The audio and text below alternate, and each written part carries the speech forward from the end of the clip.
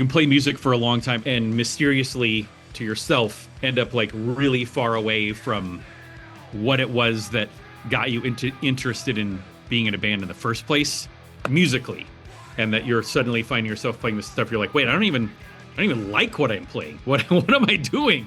And we were all kind of there, and we just wanted to do something that just felt like our teenage selves would have been super excited to see.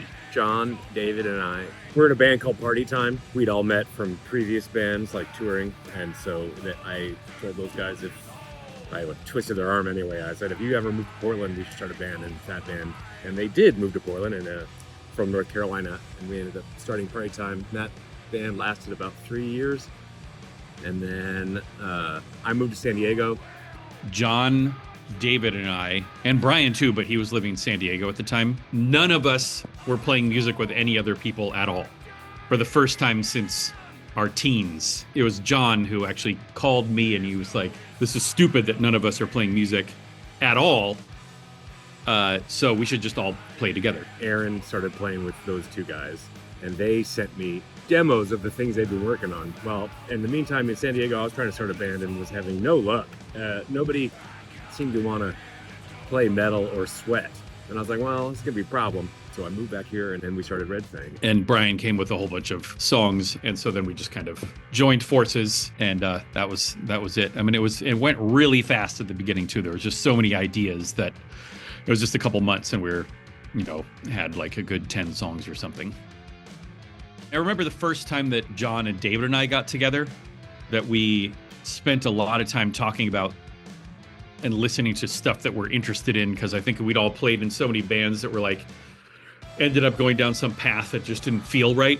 To try to play music that inspired us to be musicians instead of writing songs to